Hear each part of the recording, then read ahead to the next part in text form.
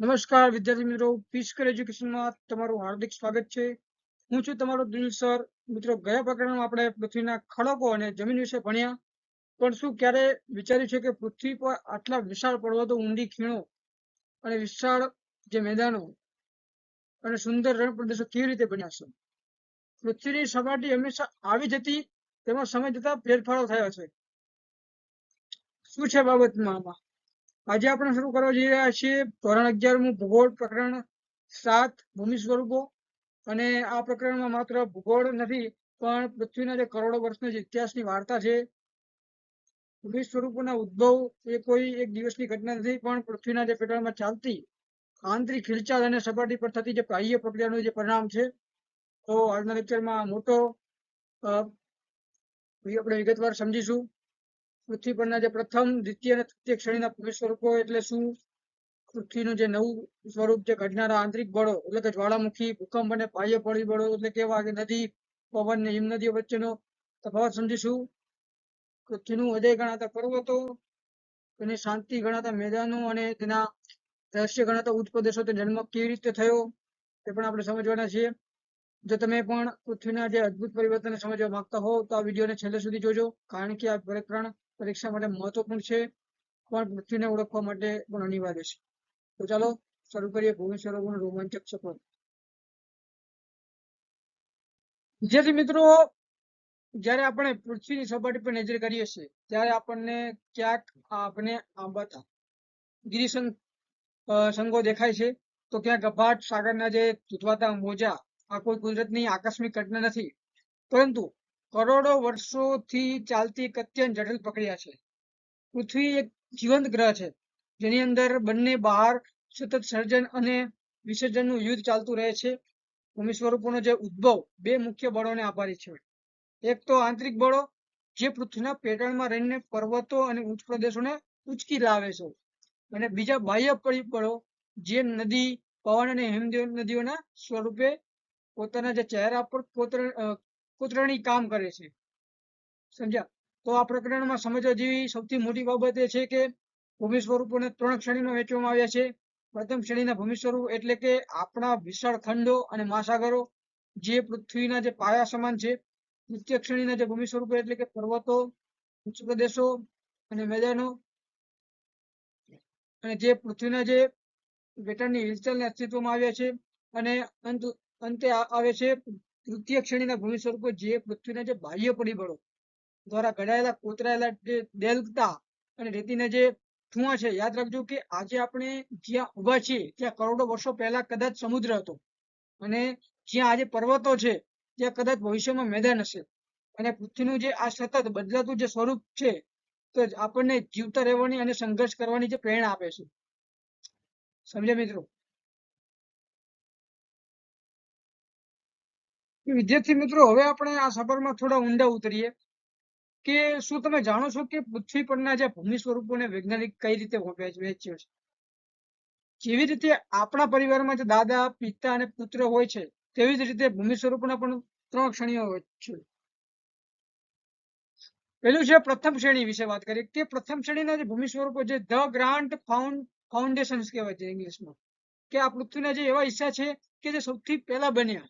અને પૃથ્વીને જે ઠરી ત્યારે જે વિશાળ જમીનના જે ટુકડા બન્યા, તે આપણે ખંડો અને જે ખાડાઓમાં પાણી ભરાયું, તે આપણા મહાસાગરો અને આ પૃથ્વીના જે પાયો છે.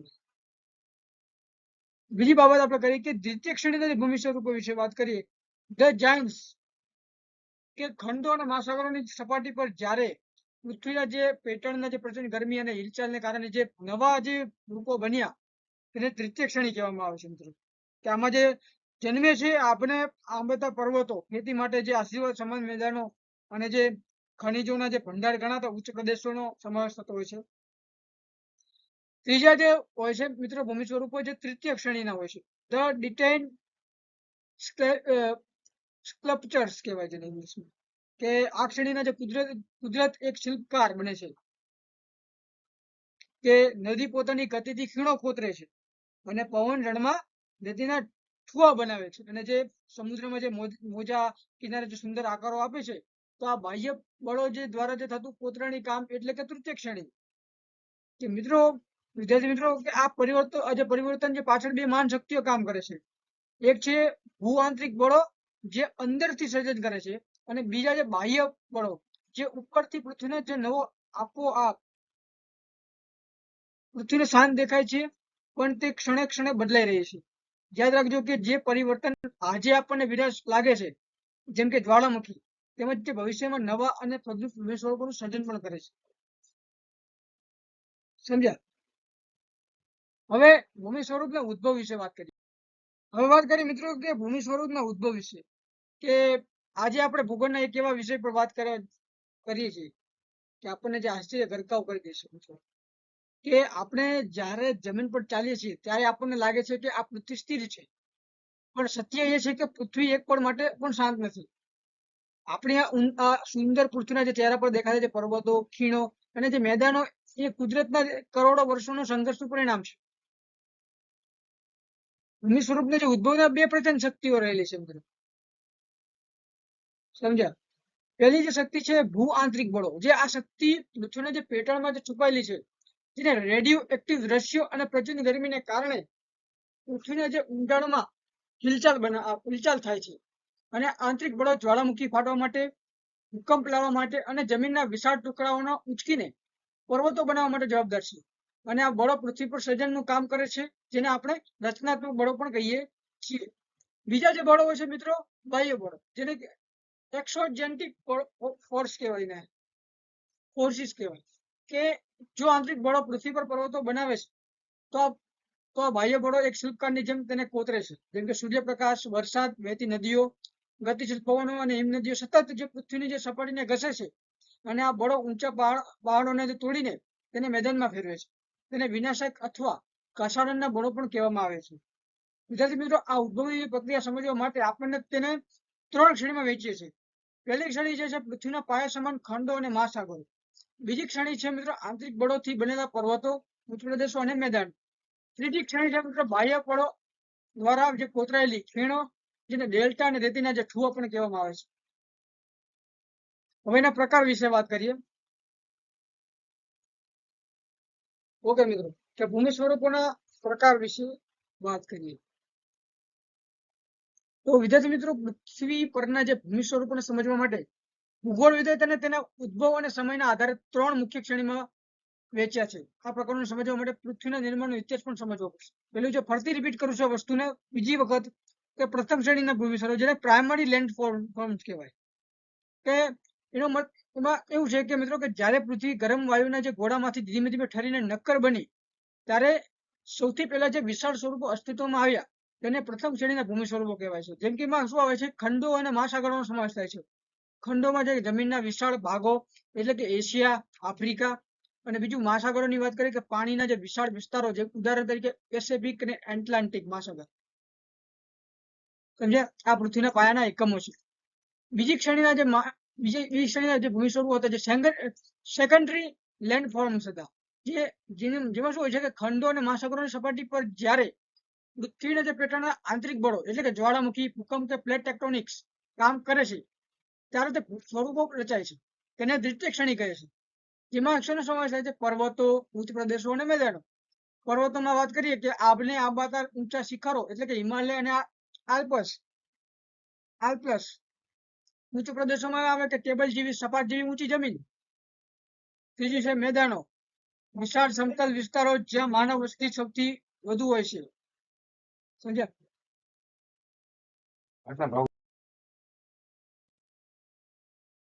સમજ્યા મિત્રો? વસ્તી સૌથી વધુ હોય છે. ઓકે, ત્રીજી શ્રેણીના ભૂમિ સ્વરૂપો, જેને કહેવાય ટેરેટરી લેન્ડ ફોર્મ્સ, કે આ શ્રેણીનો જે બાહ્ય પરો, એટલે કે નદી, પવનો, હિમનદી, સમુદ્રના મોજા શિલ્પકારનું કામ કરે છે. તે દ્વિતીય શ્રેણીના જે ભૂમિ સ્વરૂપોને કોતરીને નવા આકારો આપે છે, જેમાં સમાવેશ થાય છે ખીણો, ડેલ્ટા અને રેતીના ઠુવા. એટલે કે ખીણોમાં કોઈ છે વેલીસ, એટલે કે નદી દ્વારા કોતરાયેલી ઊંડી જગ્યાઓ. ડેલ્ટા, જે કે નદીના મુખ પાસે જમા થયેલા જે કાપ.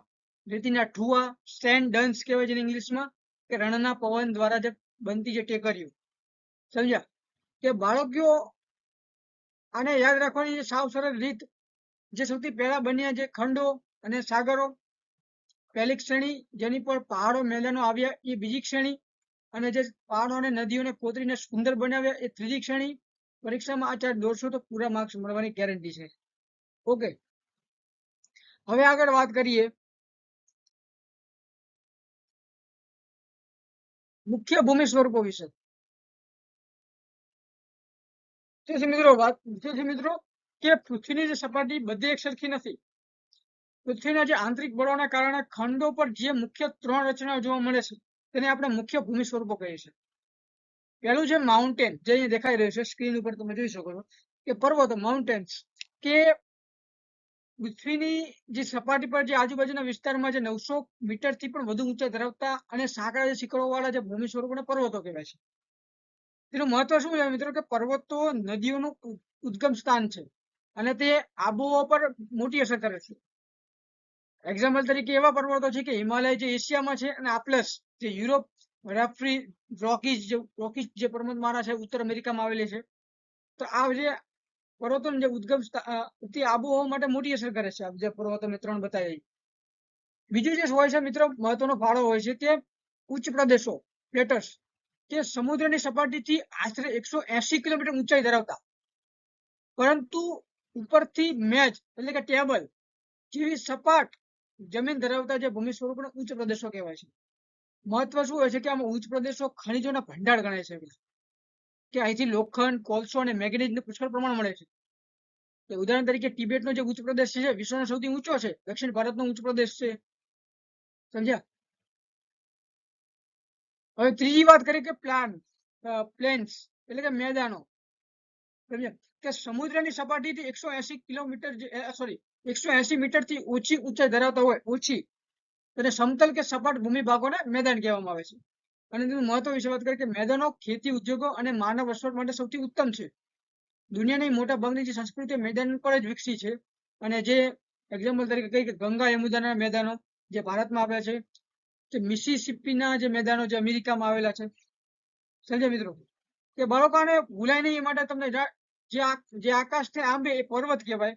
જે ઉપરથી સપાટ ટેબલ જેવો એ ઉચ્ચ પ્રદેશ છે અને જ્યાં આપણે રહીએ છીએ અને ખેતી કરીએ છીએ તે મેદાનો, પર્વત આપણને પાણી આપે છે. ઉચ્ચ પ્રદેશ ખનિજ આપે છે અને મેદાન આપણને ખોરાક આપે છે. તો આવી રીતે પણ તમે યાદ રાખી શકો છો. હવે એના પ્રકાર વિશે વાત કરીએ તો બે પ્રકાર છે, ભૂગર્ભી પર્વત અને અવિસ્તૃત પર્વત. ઓકે કે વિદ્યાર્થી મિત્રો કે આપણે જોયું કે પર્વતોના ઉચ્ચ પ્રદેશો કે પૃથ્વીના જે મુખ્ય ત્રણ અંગો છે, પણ શું બધા પર્વતો એક સરખા હોય છે? ના, તેમના ઉદ્ભવ અને રચનાઓ આધારે તેને અલગ અલગ પ્રકારમાં વહેંચવામાં આવે છે. જે મુખ્ય પર્વતોના જે મુખ્ય પ્રકાર વિશે વાત કરીએ તો ભૂગર્ભી પર્વતોમાં જે સમાવેશ થતો બાબતો વિશે સમજાવીએ કે પહેલો જે પર્વત છે ગેડ પર્વત હોય છે. ફોલ્ડ માઉન્ટેન્સ કહેવાય છે. FOLD માઉન્ટેન્સ, ફોલ્ડ માઉન્ટેન્સ એટલે કે જ્યારે પૃથ્વીના બે પ્લેટો સામે ટકરાય અને જમીનમાં જે ગેડ પડે ત્યારે આ પર્વત બને છે. દાખલા તરીકે હિમાલય અને આપલસ. બીજી જે પર્વતમાળા છે ખંડ પર્વત, બ્લોક માઉન્ટેન્સ, એટલે કે પૃથ્વીના જે આંતરિક ખેંચાણને કારણે જમીનનો અમુક ભાગ ઉપર ઉચકાય ત્યારે તે ખંડ પર્વત બને છે. એક્ઝામ્પલ છે કે જર્મનીનો બ્લેક ફોરેસ્ટ, ભારતનો જે સાતપુડા જે પર્વત છે એનું ઉદાહરણ છે. ત્રીજા જે પર્વત હોય છે મિત્રો જ્વાળામુખી પર્વત, વોલ્કેનિક માઉન્ટેન્સ, કે જ્વાળામુખી જે ફાટતા નીકળે જે લાવા જમા થવાથી બને છે, દાખલા કુજિયામાં અને ગિરનાર. સમજ્યા? ચોથા જે હોય છે અવશિષ્ટ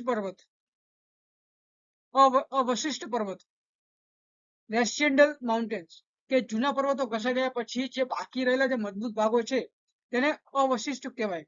જેમ કે અરાવલીની જે પર્વતમાળા છે એ અવશિષ્ટ ઉદાહરણ છે. બીજી વાત કરીએ કે ઉચ્ચ પ્રદેશોના પ્રકાર વિશે કે તેના જે સ્થાન મુજબ ત્રણ પ્રકારમાં વહેંચવામાં આવે છે. પહેલા છે આંતર પર્વતીય, જે ચારે બાજુથી પર્વતોને ઘેરાયેલો હોય છે, જે તિબેટનો જે પર્વતમાળા છે. બીજું છે પર્વત પ્રાંતીય, કે પર્વતની તળેટીમાં જે આવેલો જે ઉચ્ચ પ્રદેશ છે, પેટગોનિયા જે છે દાખલા તરીકે એનું ઉદાહરણ છે. ત્રીજો જે છે ખંડીય, કે વિશાળ જમીનનો ભાગ જે એકાએક ઉચકાયો હોય ત્યારે ખંડીય પર્વતો કહેવામાં આવે છે. દાખલા તરીકે ભારતનો દક્ષિણ ઉત્તર પ્રદેશ છે એ ખંડીય પ્રદેશનું ઉદાહરણ છે. ત્રીજું છે મિત્રો મેદાનોના પ્રકાર વિશે વાત કરીએ. સમજ્યા? મેદાનોના પ્રકાર વિશે. મેદાનોના કેટલા પ્રકાર છે? 3 પ્રકારના હોય છે. કિનારાના મેદાનો, ઘસારણના મેદાનો અને નિક્ષેપણના મેદાનો. કિનારાના મેદાનો એટલે કે સમુદ્રના કિનારે બનેલા હોય. અને બીજા હોય ઘસારણના મેદાનો, જે ઊંચી જમીન ઘસાઈને સપાટ બને ત્યારે બનતા હોય ઘસારણના મેદાનો. ત્રીજા હોય છે નિક્ષેપણના જે મેદાનો છે, નદીઓને પાથરેલા જે કાપથી બનેલા જે સૌથી ફળદ્રુપ મેદાનો જે છે એ નિક્ષેપણના મેદાનો છે. દાખલા તરીકે ગંગાનું મેદાન. તો બાળકો આ બધા પ્રકારો ઓળખવાની જરૂર નથી, માત્ર એટલું જ યાદ રાખો કે જો જમીન ભેગી થાય એ ગેડ પર્વત, જો જમીન તૂટે તો ખંડ પર્વત, અને જો ઓગળેલા લાવા બહાર આવે તો એ જ્વાળામુખી પર્વત કહેવાય. પૃથ્વી પર એક કલાકાર છે જે અલગ અલગ રીતે પથ્થરોને સમજાવે છે. સમજ્યા?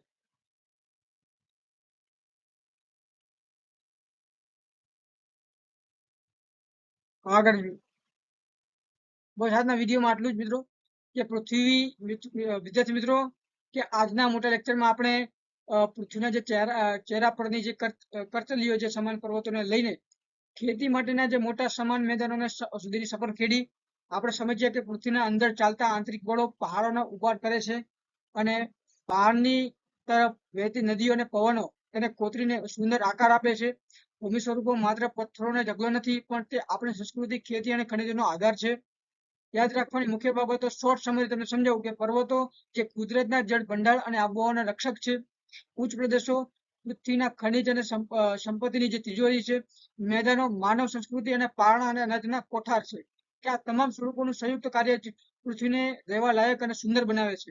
તો વિદ્યાર્થી મિત્રો, આજે આપણે પ્રકરણ 7 અહીં આગળના લેક્ચરમાં ભણાવવાના છીએ. બીજું નવો ટોપિક લાવીશું કે હવે જ્યારે તમે પર્વત કે મેદાન જોશો ત્યારે તમને તેની પાછળની જે લાખો વર્ષની જે મહેનત જરૂર દેખાશે.